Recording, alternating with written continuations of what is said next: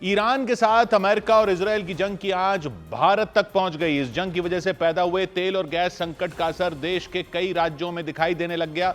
सरकार के आदेश के बाद दिल्ली, महाराष्ट्र, मध्य प्रदेश, उत्तर प्रदेश, राजस्थान और छत्तीसगढ़ समेत कई राज्यों ने कमर्शियल गैस सिलेंडरों की सप्लाई पर रोक लगा दी। गैस सिलेंडरों की सप्लाई बंद होने की वजह से कई शहरों में रेस्टोरेंट और होटल मालिकों की परेशानी बढ़ गई। उनके सामने अपने होटल रेस्टोरेंट पर ताला जड़ने की भी नौबत आ गई। हुआ यह कि पश्चिम एशिया में छिड़ी जंग के दौरान गैस सप्लाई पर पड़ रहे असर को देखते हुए केंद्र सरकार ने एस्मा यानी एसेंशियल सर्विसेज मेंटेनेंस एक्ट लागू कर दिया। यह ऐसा कानून है जो सरकार को यह ताकत देता है कि वो किसी भी जरूरी चीज जैसे अनाज, दालें, खाने का तेल, दवा या ईंधन की सप्लाई और कीमतों को कंट्रोल कर सके। इसे आसान भाषा में जमाखोरी रोकने वाला कानून कह सकते हैं। जब कभी किसी चीज की कमी होने लगती है या कमी होने की आशंका ही होती है या उसकी कीमतें बहुत ज्यादा बढ़ने लगती हैं तो सरकार इस कानून को लागू कर सकती है और लागू कर देती है। इसके तहत व्यापारियों के लिए स्टॉक की एक लिमिट यानी सीमा तय कर दी जाती है, यानी वो उस तय सीमा से ज्यादा सामान गोदामों में नहीं भर सकते। पश्चिम एशिया में छिड़ी जंग के दौरान गैस की किल्लत को देखते हुए या किल्लत की आशंका को देखते हुए केंद्र सरकार ने यही कानून पूरे देश में लागू कर दिया और गैस सिलेंडरों की सप्लाई को कंट्रोल में करने के लिए कई तरह के सख्त नियम बना दिए। हालांकि सरकार की तरफ से यह लगातार दावा किया गया कि देश में ऊर्जा उत्पादों की किसी भी तरह की कोई कमी नहीं है, यानी न तो गैस की कमी है, न पेट्रोल की कमी है, न डीजल की कमी है, लेकिन एहतियात के तौर पर सरकार ने नियमों को सख्ती से लागू कर दिया। Domestic sector is the top most priority for the government of India. हमारे 33 करोड़ कंज्यूमर हैं ऑल ओवर इंडिया और उनको किसी किस्म की पूरे हिंदुस्तान में कोई सप्लाई की कमी नहीं है और सबको टाइमली सप्लाई जा रही है। सरकार के आदेश के मुताबिक अगर किसी वजह से गैस की सप्लाई कम हुई तो सबसे पहले उन क्षेत्रों को गैस दी जाएगी जो आम लोगों की रोजमर्रा की जरूरतों से सीधे जुड़े। सरकार ने प्राथमिकता के तौर पर 4 कैटेगरियां बना दी। पहली कैटेगरी उन सेक्टरों को रखा गया जिन्हें पूरी सप्लाई मिलती रहेगी। इसमें घरेलू एलपीजी सिलेंडर, पीएनजी यानी पाइप्ड नेचुरल गैस और गाड़ियों में इस्तेमाल होने वाली सीएनजी को रखा गया। दूसरी कैटेगरी में खाद कारखानों को रखा गया। खाद बनाने वाली फैक्ट्रियों को करीब 70% गैस दी जाएगी, यानी उन्हें दी जाने वाली गैस में उनके 70%, उनमें गैस में 30% की कटौती की जाएगी। तीसरी कैटेगरी में बड़े उद्योगों को रखा गया और चौथी कैटेगरी में छोटे कारोबार और होटल को रखा गया। शहरों में गैस का इस्तेमाल करने वाले छोटे कारखानों, होटल और रेस्टोरेंट को मिलने वाली गैस में भी कटौती की जाएगी। इन क्षेत्रों को सरकार ने प्राथमिकता दी है ताकि लोगों की रसोई, परिवहन और खेती से जुड़ी जरूरतें बिल्कुल भी प्रभावित न हो। मतलब यह कि अगर गैस की कमी होती है तो सरकार दूसरे सेक्टरों की सप्लाई कम कर सकती है। सरकार ने दावा किया कि देश में गैस की कमी अभी बिल्कुल नहीं है। लोगों को घबराना नहीं चाहिए। लोगों को जमाखोरी से बचने की सलाह दी। कोई रोक नहीं लगाई है कि गवर्नमेंट ने एक प्लान बनाया है कि अगर किसी हालत के अंदर कभी कोई ऐसी सिचुएशन आती है और सप्लाई की कमती होती है तो गवर्नमेंट का प्लान भी क्या होगा कि वो उसमें सबसे पहले डोमेस्टिक सेक्टर की प्रायोरिटी है, उनको पूरा कवर किया जाएगा। केंद्र सरकार ने गैस की जमाखोरी को रोकने के लिए भी नियमों में बदलाव कर दिया। घरेलू सिलेंडर की बुकिंग के नियमों में बड़ा बदलाव किया गया। नए नियम के तहत ग्राहक एक सिलेंडर की डिलीवरी होने के बाद दूसरा सिलेंडर 25 दिन के बाद ही बुक करवा सकेंगे। गैस की जमाखोरी रोकने के लिए डिलीवरी एजेंट ओटीपी या बायोमेट्रिक वेरिफिकेशन का सख्ती से इस्तेमाल करेंगे। इसके अलावा केंद्र सरकार ने भारत में मौजूद सभी तेल रिफाइनरियों को एलपीजी का उत्पादन बढ़ाने का आदेश दिया, क्योंकि भारत उन देशों में शामिल है जहां एलपीजी का इस्तेमाल बड़े पैमाने पर किया जाता है। इसका करीब 60% हिस्सा दूसरे देशों से आता है और आयात होने वाली एलपीजी का 90% हिस्सा तो पश्चिम एशिया से ही आता है, खाड़ी के देशों से ही आता है। लेकिन पश्चिम एशिया में छिड़ी जंग के दौरान एलपीजी को लेकर देश के कई शहरों में परेशानी बढ़ गई। दिल्ली समेत देश के कई शहरों में कमर्शियल गैस सिलेंडरों की सप्लाई रोक दी गई। गैस एजेंसियों को कमर्शियल सिलेंडरों की बुकिंग और सप्लाई को पूरी तरह रोकने का आदेश दे दिया गया। इंडियन गैस एजेंसी की तस्वीर हम आपको दिखा रहे हैं, जहां पर खाली सिलेंडर फिलहाल आपको दिखाई देंगे। इनका कहना है कि कमर्शियल सिलेंडर पर रोक लगा दी गई है, इनकी सप्लाई नहीं हो रही है, लेकिन डोमेस्टिक में कोई दिक्कत नहीं है फिलहाल। तो ऐसे में सरकार की तरफ से भी एस्मा लगा दिया गया है, यानी कि जो प्राथमिकता तय की गई है वो सबसे पहले डोमेस्टिक जो कंज्यूमर हैं उनको गैस सिलेंडर दिए जाएंगे। कमर्शियल सिलेंडरों की सप्लाई रुकने का असर होटल और रेस्टोरेंट पर पड़ा। होटल कारोबारियों के मुताबिक अगर उन्हें ईंधन नहीं मिला तो वो पूरी तरह बर्बाद हो जाएंगे। होटल कारोबारियों ने सरकार से मांग कर दी कि उन्हें जरूरी सेवाओं वाले सेक्टरों में शामिल किया जाए, ठीक उसी तरह जैसे कोरोना महामारी के दौरान किया गया था। 8 मिलियन लोग सीधा डायरेक्टली हमारी इंडस्ट्री में काम करते हैं और 8 मिलियन और एंसिलरी इंडस्ट्री में काम करते हैं जो इस इंडस्ट्री को सपोर्ट करती है। सो 16 मिलियन लोगों की livelihood are on stake. Essential services status जैसे कोविड में दिया गया था, इस बार दिया जाना चाहिए। महाराष्ट्र में भी कमर्शियल सिलेंडरों की सप्लाई बंद होने से होटल कारोबारियों की दिक्कतें बढ़ गईं। Hotel, restaurant, food service sector से जुड़े कारोबारियों के बड़े संगठन आहार ने आशंका जताई कि पूरे महाराष्ट्र में 2 से 3 दिन के अंदर 75 होटल और रेस्टोरेंट बंद हो जाएंगे। ज़्यादा से ज़्यादा 2 दिन, अगर यही परिस्थिति रही तो 2 से 3 दिन में मैक्सिमम हमारा 70 से 80% होटल्स को बंद करना पड़ेगा मजबूरन।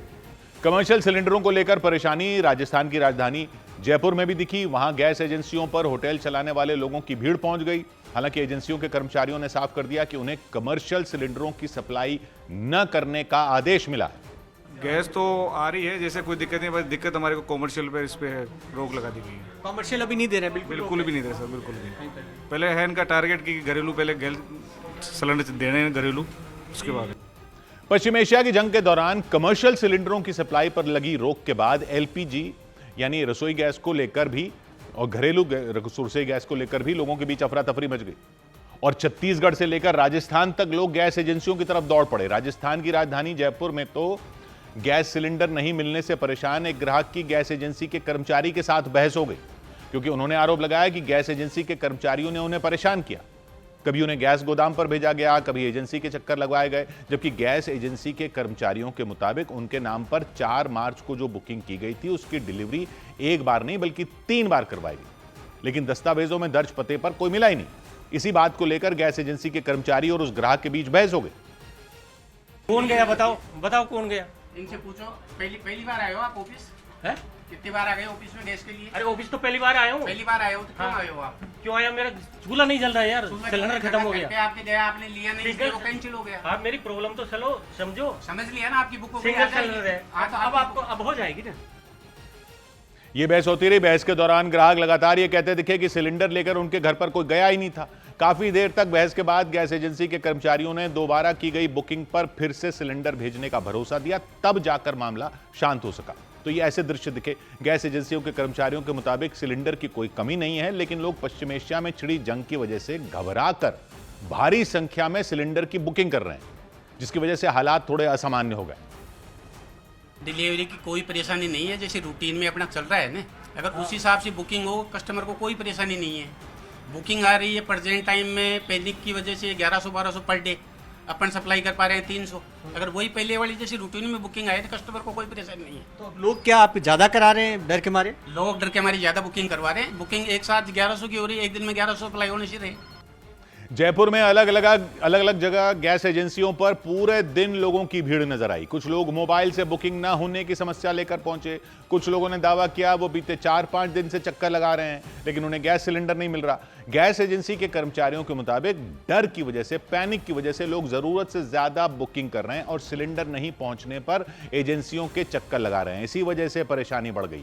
एजेंसियों ने साफ किया कि सरकार के नियमों के मुताबिक एक ग्राहक को 25 दिन बाद ही दूसरा सिलेंडर दिया जाएगा, यानी नियमों का सख्ती से पालन किया जाएगा। लेकिन राजस्थान के जयपुर की तरह ही देश के कई और शहरों में गैस सिलेंडर के लिए गैस एजेंसियों पर लोगों की भीड़ उमड़ पड़ी। लंबी लंबी कतारें लगी नजर आई कई जगह, और लोग घंटों तक लाइन में लगकर सिलेंडर की बुकिंग करवाते और सिलेंडर लेते दिखे कई जगह। महाराष्ट्र के छत्रपति संभाजीनगर में तो लोग गैस सिलेंडर के लिए चिलचिलाती धूप में लंबी कतार में लगे नजर आए। छत्रपति संभाजीनगर जैसी ही तस्वीरें महाराष्ट्र के नवी मुंबई में भी दिखी। वहां भी लोग लाइन में लगे दिखे। गैस सिलेंडर की कमी और कालाबाजारी की आशंका को देखते हुए महाराष्ट्र सरकार ने सख्त कदम उठाए।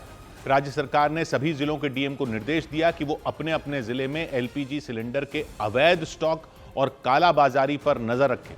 सरकार ने पुलिस, जिला प्रशासन और सप्लाई विभाग को अलर्ट मोड पर रहने का निर्देश दिया। दिल्ली के झंडेवालान इलाके में भी गैस एजेंसियों के बाहर भारी भीड़ दिखने को मिली।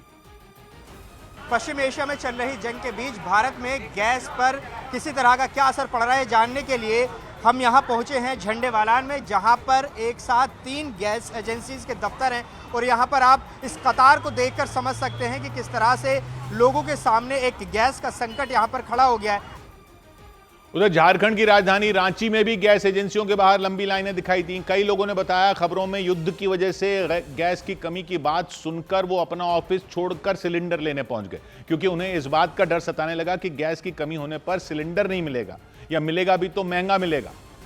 और इस सब के बीच कर्नाटक के बेंगलुरु में तो गैस की किल्लत के बाद या किल्लत की आशंका के बाद होटल और रेस्टोरेंट में लकड़ी के चूल्हे पर खाना बनाने की तैयारी शुरू कर दी गई, क्योंकि खाना बनाने के लिए इस्तेमाल होने वाला कमर्शियल गैस सिलेंडर तो खत्म हो गया और सरकार के नए नियमों के मुताबिक कमर्शियल गैस सिलेंडर की सप्लाई पर रोक भी लगा दी गई। इसी वजह से होटल और रेस्टोरेंट के मालिकों ने ग्राहकों को खाना परोसने और अपना होटल चलाने के लिए, रेस्टोरेंट चलाने के लिए दूसरे विकल्पों पर विचार करना शुरू कर दिया। एक जगह तो कर्मचारी लकड़ियां इकट्ठा करते दिखे। होटल के 4-5 कर्मचारी लकड़ियों को लिफ्ट में रखकर होटल के किचन की तरफ ले जाते नजर आए। कर्नाटक के मुख्यमंत्री सिद्धरमैया ने केंद्र सरकार को चिट्ठी लिखकर राज्य में पैदा हुए गैस संकट के बारे में बताया। उन्होंने अपनी चिट्ठी में कमर्शियल सिलेंडरों पर लगाई गई रोक की वजह से होटल, पीजी हॉस्टल और बड़े बड़े इवेंट उद्योग के पूरी तरह बर्बाद हो जाने की आशंका जताई। मुख्यमंत्री ने केंद्र सरकार से सप्लाई जल्द बहाल करने की मांग की। होटल मालिकों ने, रेस्टोरेंट मालिकों ने भी केंद्र सरकार से उन्हें राहत देने की मांग की। उनके मुताबिक रेस्टोरेंट का चूल्हा ठंडा पड़ने से न सिर्फ उनका नुकसान होगा बल्कि इससे कई और लोग भी प्रभावित हो जाएंगे, क्योंकि बेंगलुरु में बड़ी संख्या में लोग रोजाना होटल या मेस या रेस्टोरेंट के खाने पर निर्भर रहते हैं। अगर रेस्टोरेंट बंद हो गए तो लाखों लोगों के सामने खाने की समस्या खड़ी हो सकती है, उन्होंने कहा। इधर ईरान जंग और इसकी वजह से तेल के बढ़ते दामों के बीच अमेरिकी राष्ट्रपति डोनाल्ड ट्रंप ने बयान दिया कि युद्ध जल्द खत्म हो सकता है। ट्रंप ने दावा किया इजरायल और अमेरिका ने काफी हद तक उन लक्ष्यों को हासिल कर लिया है जिसके लिए उन्होंने ईरान के खिलाफ जंग शुरू की थी, और उनके मुताबिक ईरान युद्ध लगभग पूरा हो चुका है। इस बयान के बाद माना जा रहा है अमेरिका और इजरायल दोनों देश इस युद्ध को जल्द से जल्द खत्म करने पर विचार कर रहे हैं कि कैसे खत्म करें ताकि दुनिया भर में जो तेल का संकट गहरा गया है वो खत्म हो सके।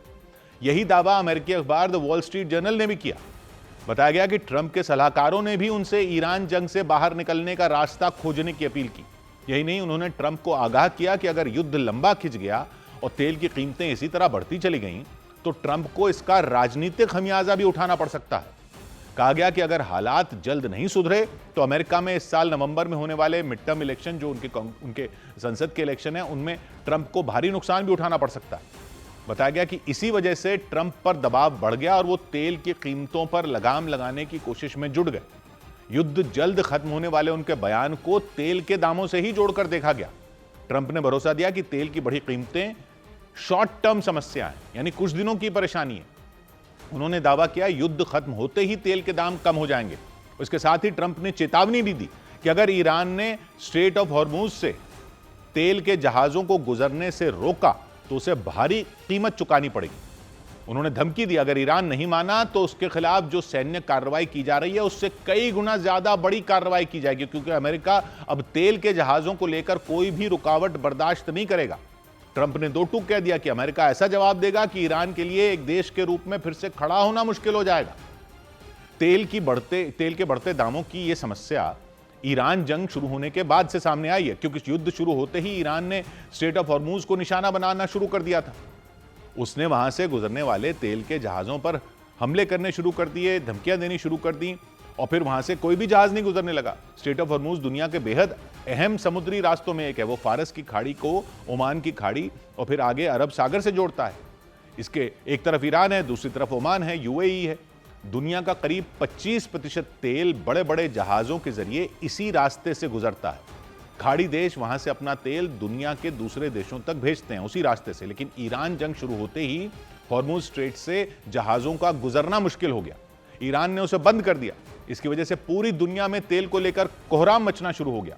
तेल के लिए खाड़ी देशों पर निर्भर रहने वाले देशों की हालत खराब हो गई। स्ट्रेट ऑफ हॉर्मुज से जहाजों के गुजरने पर रोक लगी तो तेल का उत्पादन करने वाले देशों ने उत्पादन घटाकर इस समस्या को और बढ़ा दिया। उनकी दलील यह थी कि जब तेल बाहर ही नहीं जा सकेगा तो और तेल निकालने का क्या मतलब। तो तेल की सप्लाई रुकते ही स्थिति खराब होती चली गई और ईरान के खिलाफ जंग शुरू करने वाले अमेरिका पर इसे लेकर दबाव भी बढ़ता चला गया। इस बीच न्यूज एजेंसी रॉयटर्स ने दावा किया कि ट्रंप रूसी तेल पर लगे प्रतिबंध को हटाए जाने पर भी विचार कर रहे हैं, यानी उनको हटा दें। दावा किया गया ट्रंप ने खुद इस बात के संकेत दिए कि रूस के तेल पर लगी पाबंदियों में ढील दी जा सकती है ताकि तेल की समस्या को काफी हद तक दूर किया जा सके। यानी खाड़ी देशों से तेल की सप्लाई रुकने के बाद तेल खरीदने वाले दूसरे देश रूस का रुख कर सकते हैं। 2022 में जब रूस ने यूक्रेन पर हमला कर दिया था, तब यूरोप के कई देशों के साथ अमेरिका ने भी उस पर कई तरह के प्रतिबंध लगा दिए थे। उनमें यह पाबंदी भी थी कि दुनिया के दूसरे देश रूस से तेल न खरीदें, क्योंकि इससे उसकी आमदनी बढ़ेगी और वो उन पैसों का इस्तेमाल यूक्रेन के खिलाफ जंग में करेगा। उस वक्त तो अमेरिका की बात मानकर कई देशों ने रूसी तेल से दूरी बना ली थी, लेकिन ईरान युद्ध शुरू होने के बाद हालात ऐसे बन गए कि दुनिया भर में तेल की किल्लत शुरू हो गई या किल्लत की आशंका होने लगी। नतीजा यह हुआ कि जिस अमेरिका ने रूसी तेल पर बैन लगाया था, उसके बारे में कहा जा रहा है कि वही उससे तेल खरीदने की छूट देने की बात कर रहा है। 2 रोज पहले ही अमेरिका ने भारत को अगले 30 दिन तक रूस से तेल खरीदने के लिए विशेष छूट देने की बात कह दी थी। हालांकि भारत का कहना है कि उसे तेल खरीदने के लिए किसी की इजाजत की जरूरत नहीं है, जबकि अमेरिका इससे पहले किसी भी कीमत पर नहीं चाहता था कि भारत रूस से तेल खरीदे। उस वक्त माना गया था अमेरिका ने मजबूरी में यह फैसला लिया था। ऐसा इसलिए क्योंकि उसे पता था कि अगर मौजूदा हालात में भारत को रूसी तेल खरीदने से रोका गया तो दुनिया भर में कच्चे तेल की सप्लाई चेन टूट सकती है और उसका असर अमेरिका पर भी पड़ सकता है। और कहा जा रहा है इसी चिंता ने अमेरिका को अपना फैसला बदलने पर मजबूर कर दिया। अमेरिकी सरकार की तरफ से जारी बयान में साफ किया गया कि अगर रूस के तेल पर लगी पाबंदी में छूट का फैसला लिया गया तो इसका एकमात्र मकसद तेल की कमी को दूर करना होगा। यानी अमेरिका सफाई दे रहा है कि क्यों वो छूट देने की बात कर रहा है। अमेरिका ने दावा किया मौजूदा वक्त में तेल की कमी नहीं है, बल्कि तेल की कमी का डर है, सिर्फ आशंका है। यानी तेल की कमी ना हो जाए, इस आशंका से हाहाकार मचा हुआ है।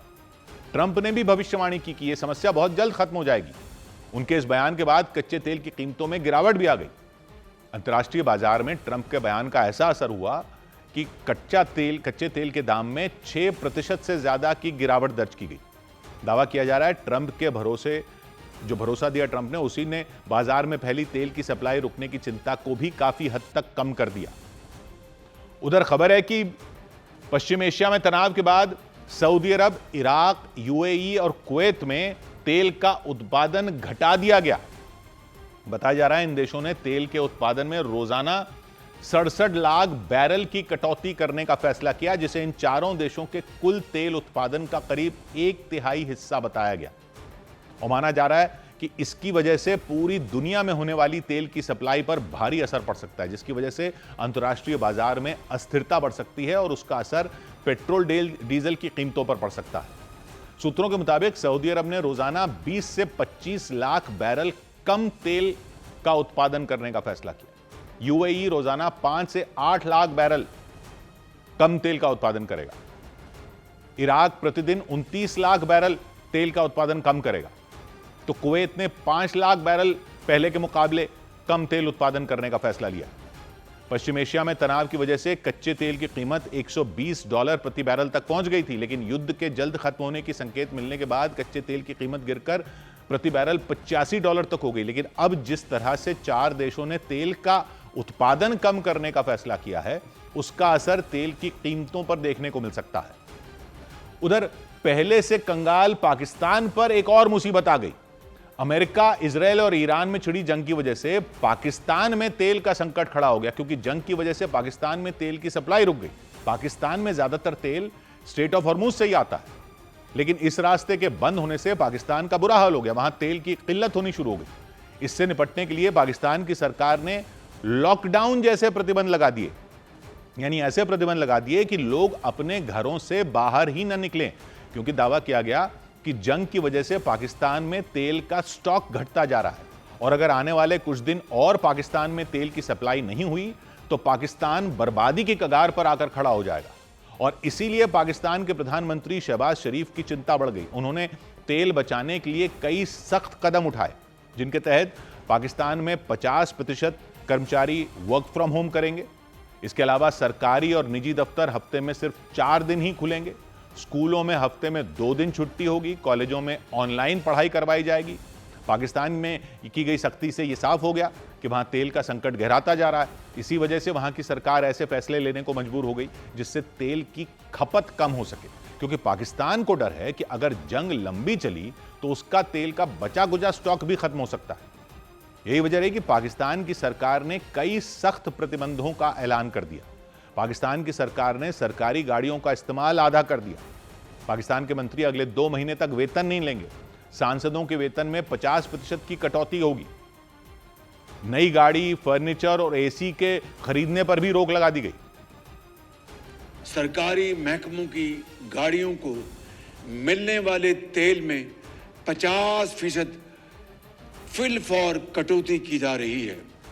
पाकिस्तान सरकार ने भले ही इन कड़े प्रतिबंधों को लगाकर तेल बचाने की तैयारी कर ली, लेकिन वहां की जनता इन प्रतिबंधों से नाखुश नजर आई। फूलों को बंद करने के लिए कोई नोटिफिकेशन दे रहे हैं या कोई उनके सजेशन है, लेकिन बहरहाल ये सही तो नहीं है, इसका कोई ये प्रॉपर हल तो नहीं है। इससे पहले पाकिस्तान की सरकार ने पेट्रोल और डीजल के दाम भी बढ़ा दिए थे। इसके पीछे भी तेल के बढ़ते संकट को ही वजह बताया गया था।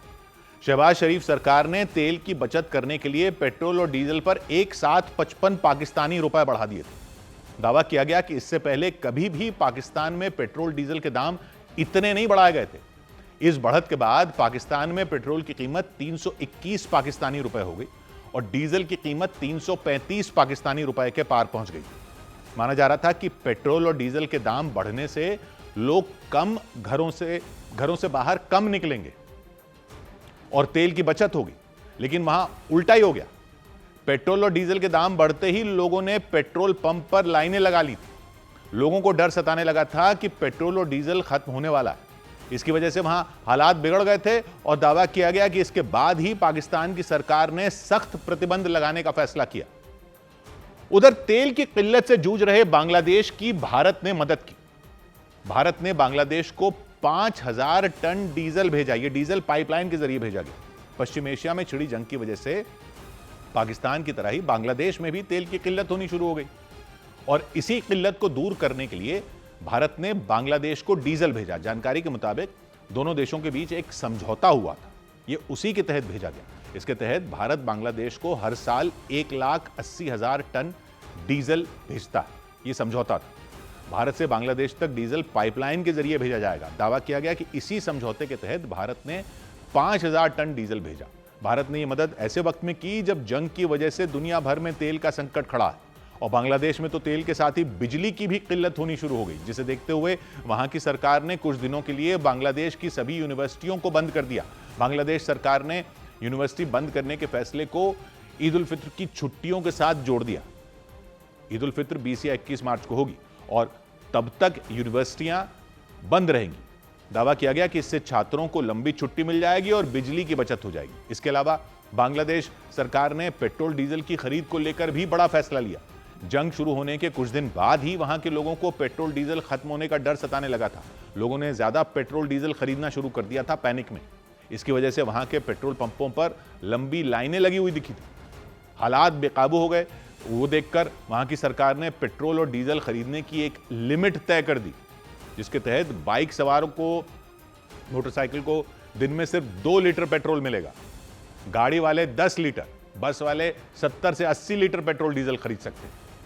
इसके साथ ही सरकार ने एक चेतावनी भी दी वहां पर कि अगर किसी व्यक्ति ने तय लिमिट से ज्यादा पेट्रोल डीजल खरीदा तो उसके खिलाफ कानूनी कार्रवाई होगी। इधर पूरी दुनिया में बढ़ते ऊर्जा संकट को देखते हुए दक्षिण पूर्व एशिया के देश वियतनाम ने कई कड़े फैसले ले लिए। ईरान जंग की वजह से तेल की बढ़ती कीमतों को लेकर दक्षिण पूर्व एशियाई देश वियतनाम ने कई अहम फैसले लिए। उसने अपने देश की सभी कंपनियों से अपील की कि वो अपने कर्मचारियों को घर से काम करने की इजाजत दें ताकि दफ्तर आने में ईंधन खर्च ना हो। कैबिनेट बैठक में प्रधानमंत्री मोदी ने मंत्रियों को संदेश दिया कि जंग की वजह से तेल संकट का बोझ आम लोगों पर नहीं पड़ना चाहिए। उन्होंने मंत्रियों को निर्देश दिए कि वो लोगों को ये बताएं कि भारत के पास तेल और गैस का पर्याप्त स्टॉक है। सूत्रों के मुताबिक भारत ने अपनी रणनीति में बड़ा बदलाव किया है ताकि घरेलू बाजार में तेल और गैस की कोई किल्लत न हो। पूरी दुनिया में बच्चों के लिए काम करने वाली यूएन की संस्था यूनिसेफ के मुताबिक 2 मार्च से अब तक लेबनान में कम से कम 83 बच्चों की मौत हो चुकी है और 254 बच्चे घायल हो गए। यूनिसेफ ने जंग के दौरान बच्चों की सुरक्षा को लेकर गंभीर चिंता जताई। उधर ईरान की IRGC सेना ने अमेरिकी राष्ट्रपति डोनाल्ड ट्रंप से दो टूक कह दिया कि जंग तभी खत्म होगी जब ईरान चाहेगा। मतलब ईरान ने ऐलान कर दिया कि जंग कब खत्म होगी यह अमेरिका या इजराइल नहीं बल्कि ईरान तय करेगा। शुरू अमेरिका ने की होगी। ईरान की IRGC सेना ने यह बयान इसलिए दिया क्योंकि डोनाल्ड ट्रंप ने कुछ घंटे पहले अमेरिका के फ्लोरिडा में प्रेस कॉन्फ्रेंस के दौरान ईरान के साथ चल रही जंग को जल्द खत्म करने की बात कह दी थी। उस दौरान उन्होंने दावा किया कि पिछले 11 दिन से चल रही इस जंग में ईरान की सेना पूरी तरह से तबाह हो चुकी है। ट्रंप के मुताबिक अमेरिका और इजराइल के हमलों में ईरान के मिसाइल भंडार और ड्रोन बनाने की फैक्ट्रियां मिट्टी में मिल चुकी हैं। उनका यह भी दावा है कि ईरान के पास न तो नौसेना बची है न ही एयरफोर्स बची है। इसी वजह से वो इस जंग में पूरी तरह से पस्त हो चुका है। ट्रंप ने बोला जंग शुरू होने से पहले उन्हें यह लगा था कि ईरान के साथ युद्ध 4 से 5 हफ्तों तक चलेगा, लेकिन सिर्फ 2 हफ्ते के अंदर जंग अंतिम दौर में पहुंच गई। और प्रेस कॉन्फ्रेंस के दौरान एक सवाल के जवाब में उन्होंने दावा किया कि ईरान के साथ चल रही जंग जल्द खत्म हो सकती है। You called it an excursion. You said it would be over soon. Are you thinking this week it will be over? No, Are you talking but soon. about days? I think soon. Okay, and with respect Very to soon. लेकिन जैसे ही Trump का यह बयान सामने आया, Iran की IRGC सेना उन पर भड़क गई। IRGC ने ऐलान किया कि युद्ध कब खत्म होगा ये कोई और नहीं बल्कि खुद ईरान तय करेगा। मतलब ईरान ने एक बार फिर अमेरिका के आगे हथियार डालने से इनकार कर दिया। IRGC ने अपने इस बयान से साफ कर दिया कि ईरान किसी भी कीमत पर अमेरिका और इजराइल की सेना के आगे झुकने वाला नहीं और वो आखिरी गोली और खून की आखिरी बूंद तक जंग के मोर्चे से पीछे नहीं हटेगा। इसीलिए इस बात की आशंका जताई गई कि ईरान के साथ अमेरिका और इजराइल की जंग लंबी खिंच सकती है। IRGC ईरान की विशेष सेना है जो ईरान के सुप्रीम लीडर के आदेशों पर काम करती है। इसे ईरान में 1979 की इस्लामी क्रांति के बाद बनाया गया था। इसका काम ईरान की सुरक्षा के साथ इस्लामी व्यवस्था यानी ये जो आयतुल्लाहों का शासन है उसकी रक्षा करना है, शरिया कानून की रक्षा करना है। लेकिन आज की तारीख में ईरान के अंदर IRGC से ताकतवर कोई और नहीं है। माना जाता है उसकी मर्जी के बिना ईरान में कोई पत्ता तक नहीं सरकता। पश्चिमी मीडिया के मुताबिक अमेरिका और इजराइल से जंग कोई और नहीं बल्कि IRGC लड़ रही है। उसी IRGC ने अमेरिका को दो टूक कह दिया कि वो जंग में हार नहीं मानने वाली। और तो और ईरान के विदेश मंत्री अब्बास अरागची ने भी दावा किया कि अमेरिका और इजराइल इस जंग में पूरी तरह फेल हो चुके हैं। Plan A was a failure, and now they are trying other plans, but all of them have failed as well. And I don't think they have any any realistic end game in their mind. जबकि Trump ने दावा किया कि America और Israel की सेना ने जो लक्ष्य तय किए थे वो पूरे हो चुके हैं। अमेरिका के फ्लोरिडा में अपनी प्रेस कॉन्फ्रेंस के दौरान ट्रंप ने ईरान के नए सुप्रीम लीडर मुश्तबा खामनेई का भी जिक्र किया। उन्होंने एक सवाल का जवाब दिया। अपने जवाब में यह बताया कि ईरान ने उनकी मर्जी के बिना अपना नया सुप्रीम लीडर चुना है और वो इससे खुश नहीं है। You mean the new supreme leader? You mean the son? how can there be in Iran with Well, another I don't want to say that, but I was disappointed because we think it's going to lead to just more of the same problem for the country. So I was disappointed to see their choice. America और Israel ने 28 फरवरी को Iran पर हमला किया था। उसी हमले में ईरान के supreme leader Ayatollah Ali Khamenei की मौत हो गई। उसके बाद ईरान ने अपने नए सुप्रीम लीडर चुनने की प्रक्रिया शुरू कर दी थी। उसी दौरान ट्रंप ने ईरान को चेतावनी दी थी कि ईरान का नया सुप्रीम लीडर उनकी मर्जी के बिना नहीं चुना जाना चाहिए। लेकिन ट्रंप की चेतावनी को ईरान ने अनदेखा कर दिया। आयतुल्लाह अली खामनेई की मौत के ठीक 10 दिन बाद उनके बेटे मुश्तबा खामनेई को ईरान में नया सुप्रीम लीडर चुन लिया गया और ऐलान कर दिया गया। मतलब ईरान पर ट्रंप की चेतावनी का कोई असर नहीं हुआ। उनके कहने के बाद भी ईरान ने उनकी बात नहीं मानी और ट्रंप के सामने आयतुल्लाह अली खामनेई के बेटे को खड़ा कर दिया। पश्चिमी मीडिया ने दावा किया कि ईरान के इस फैसले पर ट्रंप एक बार फिर आग बबूला हो गए। प्रेस कॉन्फ्रेंस के दौरान ही उन्होंने ईरान पर अमेरिका और इजराइल के हमले को सही बताया। ट्रंप ने दावा किया कि अगर अमेरिका ईरान पर हमला नहीं करता उस वक्त तो ईरान अमेरिका पर हमला कर सकता था। लेकिन ईरान के विदेश मंत्री ने उनके दावे को गलत बता दिया। उनके मुताबिक ट्रंप का मकसद ईरान में सत्ता परिवर्तन करवाना था, लेकिन वो इसमें भी नाकाम हो गए। they thought that in a matter of 2 or 3 days, they can go for a regime change, they can go for a rapid, clean victory, but they failed. हालांकि ट्रंप ने दावा किया कि आने वाले कुछ दिनों में जंग खत्म हो सकती है और अगर इस दौरान ईरान ने कोई चालाकी करने की कोशिश की तो उसे दुनिया के नक्शे से मिटा दिया जाएगा, ऐसी धमकी दी उन्होंने। लेकिन ईरान की IRGC सेना ने हुंकार भरी कि जंग तभी खत्म होगी जब उसकी मर्जी होगी। तो सीधा मतलब यह हुआ कि ईरान के साथ अमेरिका और इजराइल की चल रही है जंग इतनी जल्दी खत्म होती नहीं दिख रही। उधर ईरान से युद्ध के बीच अमेरिकी राष्ट्रपति डोनाल्ड ट्रंप ने दुश्मन के 51 जंगी जहाजों को समंदर में डुबो देने का दावा किया। उनके मुताबिक अमेरिकी फौज ने ईरान की नेवी की कमर तोड़कर रख दी और उसके 2, 4, 10 नहीं 51 जंगी जहाजों को समुद्री जंगी जहाजों को पूरी तरह बर्बाद कर दिया।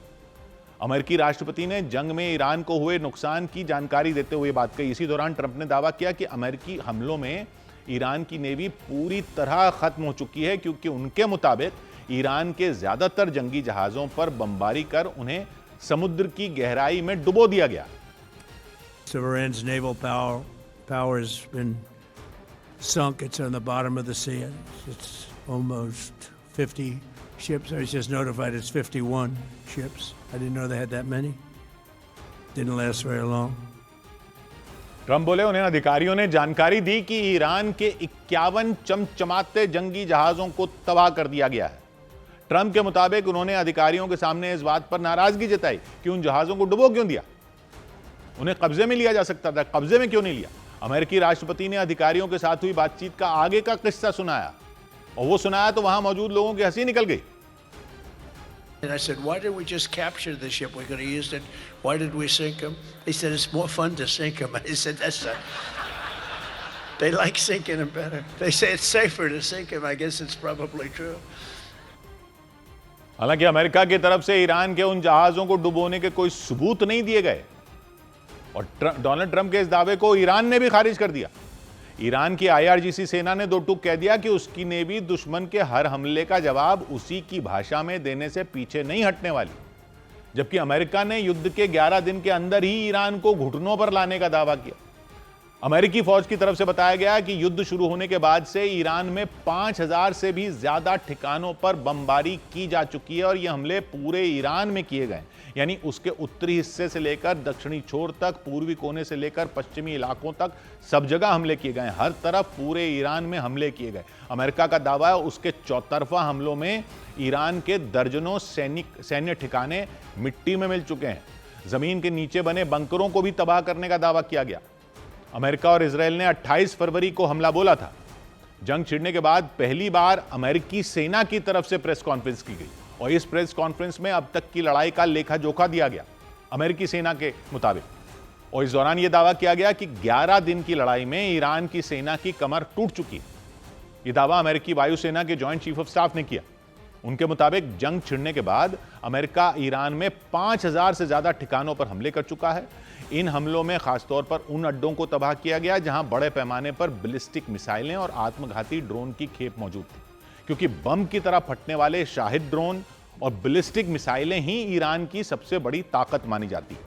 अमेरिका का दावा है कि उसने ईरान के उन मिसाइल ठिकानों को भी तहस-नहस कर दिया जो जमीन के काफी नीचे मौजूद थे। दावा तो यहां तक किया गया कि अमेरिका से मिली तगड़ी चोट का असर ईरान के हमलों में भी दिखाई दिया है। Ballistic missile attacks continue to trend downward 90% from where they've started, and one-way attack drones have decreased 83% since the beginning of the operation. यानी अमेरिका का दावा है कि ईरान के बैलिस्टिक मिसाइल हमलों में 90% की कमी देखी गई। यानी जंग की शुरुआती दिनों में अगर वो 24 घंटे के अंदर 100 मिसाइलें दागता था तो उनकी संख्या घटकर 10 पर आ गई, 90% कम हो गई।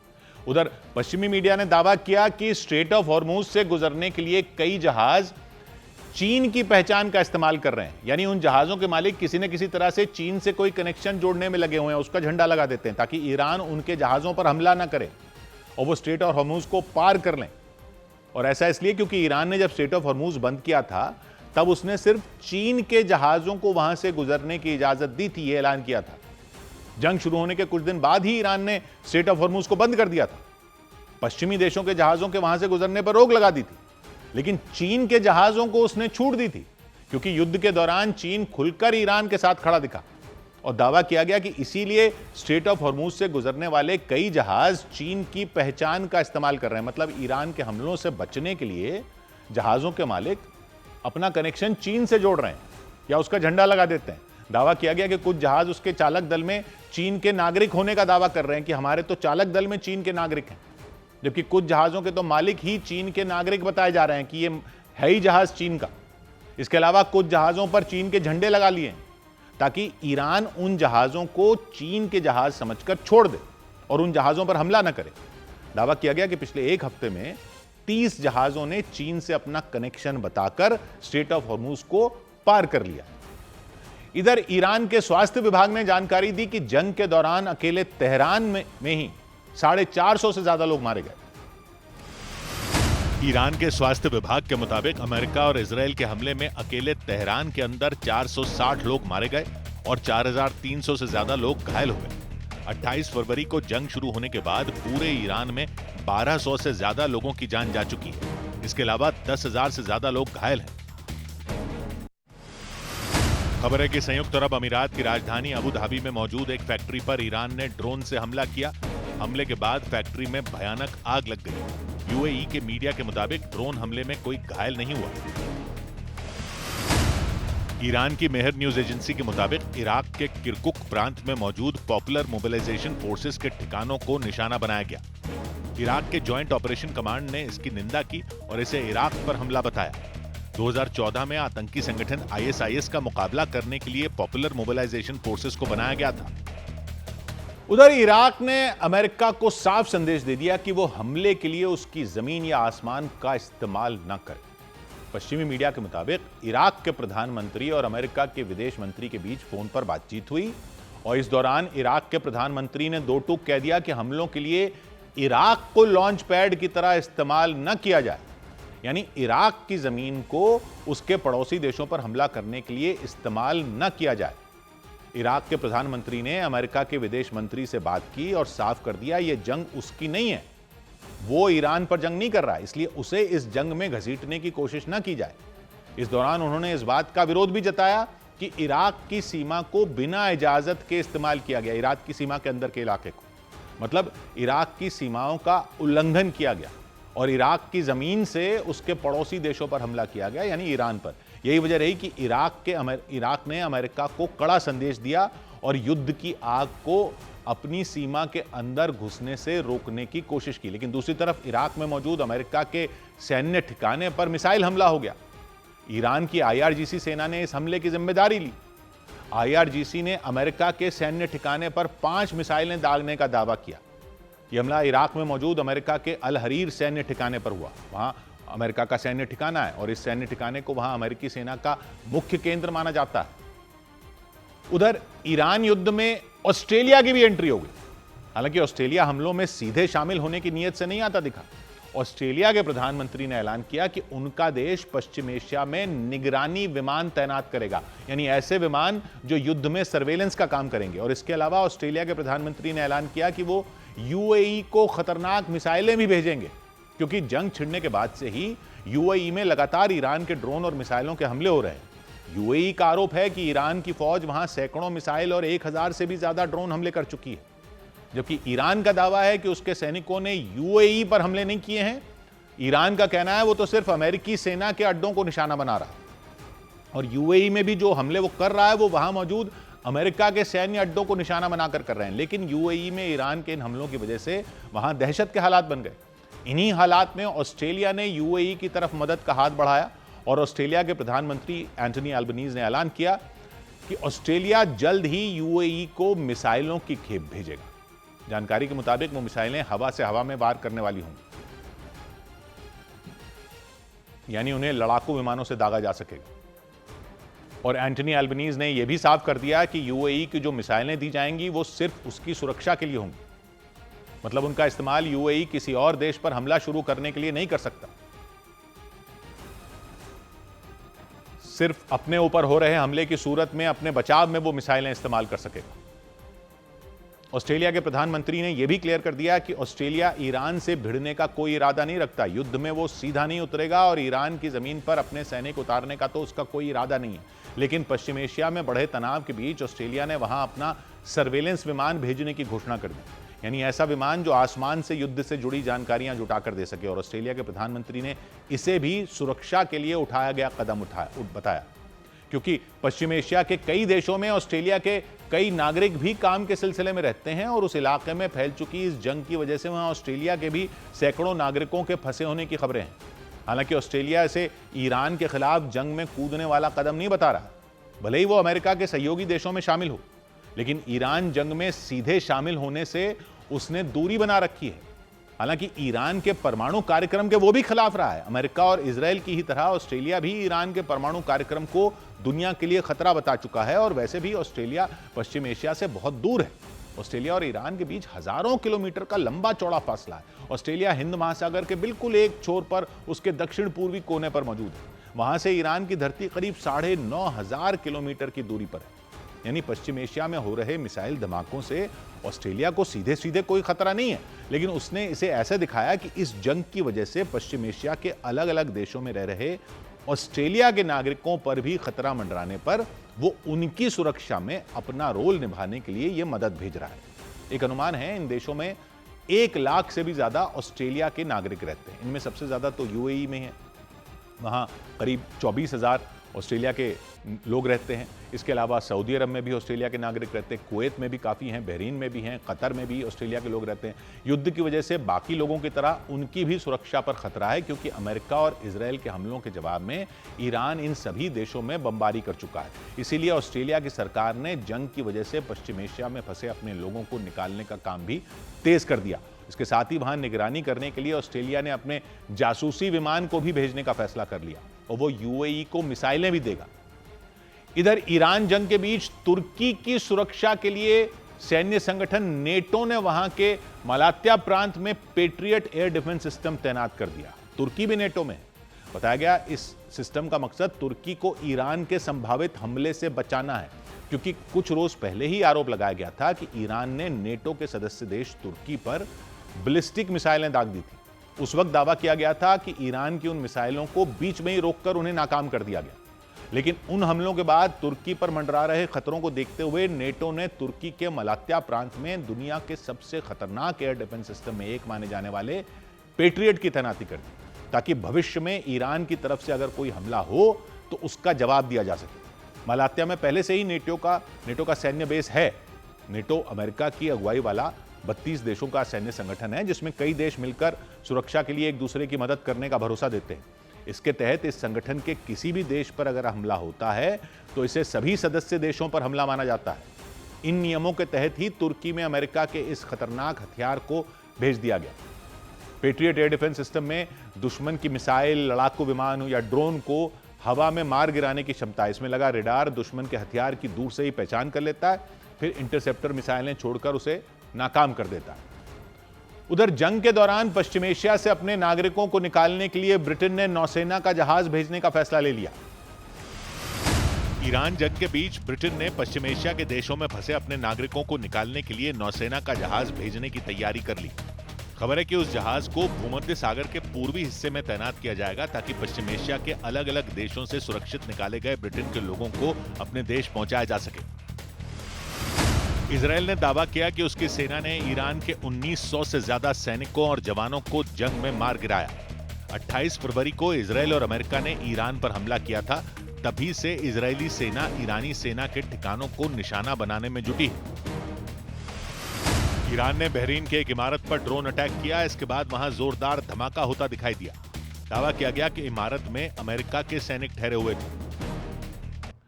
इधर ह्यूमन राइट्स वॉच नाम के संगठन ने इजराइल पर आरोप लगाया कि उसकी सेना ने जंग के दौरान लेबनान के रिहायशी इलाकों पर सफेद फास्फोरस का इस्तेमाल किया। ह्यूमन राइट्स वॉच एक अंतर्राष्ट्रीय संगठन है जो दुनिया भर में मानवाधिकारों की रक्षा और उनके उल्लंघन की जांच करता है। इसी संगठन की एक रिपोर्ट में इजराइल पर गैर कानूनी तरीके से जंग में सफेद फास्फोरस के इस्तेमाल का आरोप लगाया गया। सफेद फास्फोरस एक ऐसा रासायनिक पदार्थ है, एक ऐसा केमिकल है जो ऑक्सीजन के संपर्क में आते ही जल उठता है। जलने के साथ ही ये बहुत तेज रोशनी करता है, गाढ़ा धुआं पैदा करता है। लेकिन अगर ये किसी इंसान के शरीर पर गिर जाए तो वो मांस ही नहीं बल्कि हड्डियों तक को जला देता है। मतलब सफेद फास्फोरस बेहद खतरनाक है, इसको जंग में इस्तेमाल करना गलत माना जाता है। इतना खतरनाक कि इसकी चपेट में आने का मतलब अपनी जान से हाथ धो बैठना है। इसी वजह से जंग के दौरान रिहायशी इलाकों में इसके इस्तेमाल पर रोक लगाई गई है, लेकिन सिर्फ रिहायशी इलाकों में, बाकी जगहों पर इसका असर अक्सर इस्तेमाल होता है। जंग के दौरान सैनिकों की आवाजाही छिपाने के लिए सफेद फास्फोरस के गाढ़े धुएं का इस्तेमाल किया जाता है ताकि वो धुआं उठे और उसके बीच में सैनिक निकल जाए। लोगों को जलाने के लिए नहीं, मतलब इसका इस्तेमाल उन इलाकों में नहीं किया जा सकता जहां लोग रहते हों। अगर ऐसा हुआ तो इसे युद्ध अपराध माना जाता है और यही आरोप इजराइल की सेना पर लगाया गया। आरोप लगाया मानवाधिकारों की रक्षा और उनके उल्लंघन की जांच करने वाले संगठन ने, ह्यूमन राइट्स वॉच ने। ह्यूमन राइट्स वॉच की एक रिपोर्ट के मुताबिक इजराइल की सेना ने 3 मार्च को हिजबुल्लाह के ठिकानों को निशाना बनाकर दक्षिणी लेबनान पर हमले किए थे और आरोप लगाया उस हमले में इजराइल की सेना ने दक्षिणी लेबनान में मौजूद दर्जनों गांवों पर सफेद फास्फोरस के गोलों का इस्तेमाल किया था।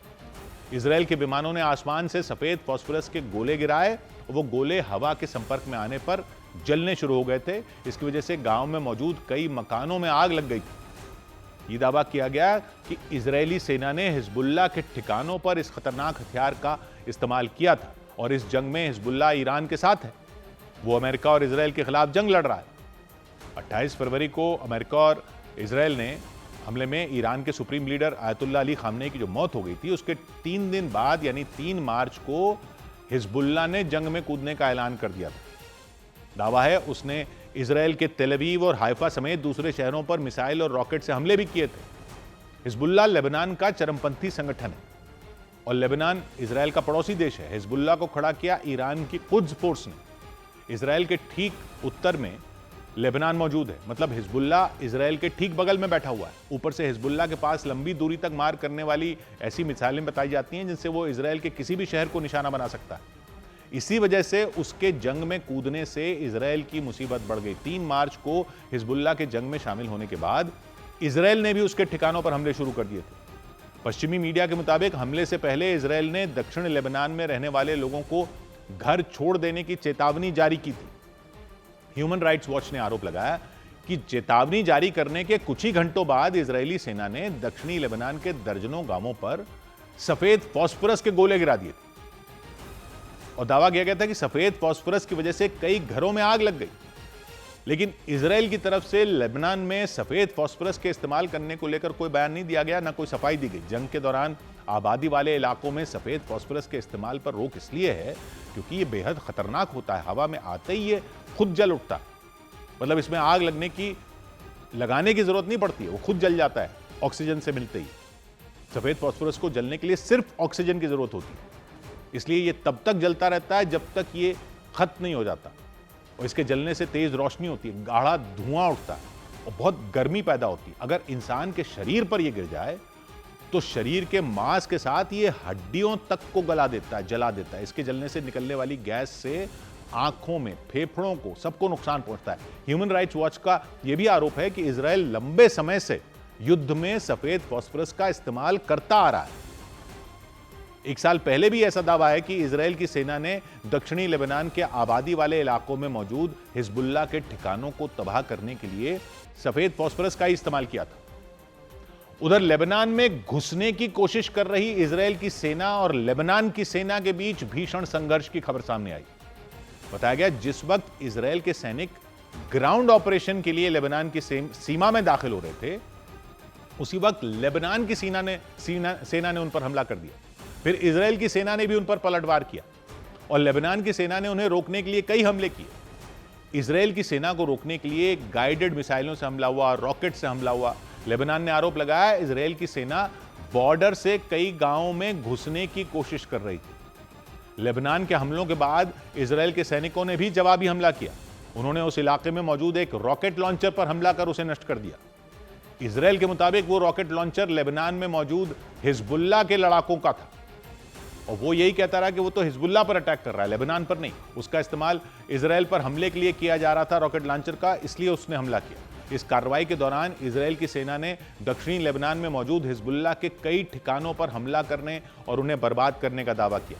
दक्षिणी लेबनान के टायर इलाके के अब्बासिया में इजरायल की सेना ने एक इमारत पर हमला कर दिया, फिर तेज धमाके के साथ वो इमारत खंडहर में बदल गई।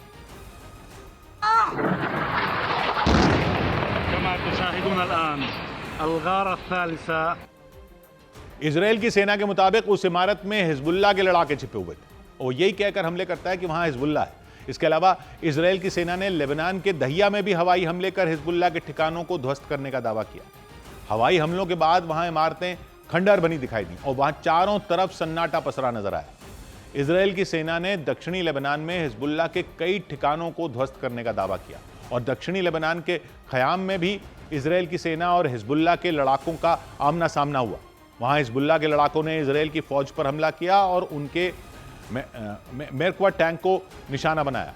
इजरायल के सैनिक उस टैंक से हमला कर उस इलाके में मौजूद हिजबुल्लाह के ठिकानों को ध्वस्त कर रहे थे, लेकिन रात के अंधेरे में हिजबुल्लाह के लड़ाकों ने टैंक पर हमला कर दिया, जिसके बाद बम का एक गोला गिरते ही तेज धमाके के साथ उस टैंक में आग लग गई। दावा किया गया कि हमले के वक्त टैंक में गोला बारूद भरा हुआ था और हमले में इजरायल के सैनिकों के कैंप में बड़ा नुकसान होने का दावा किया गया।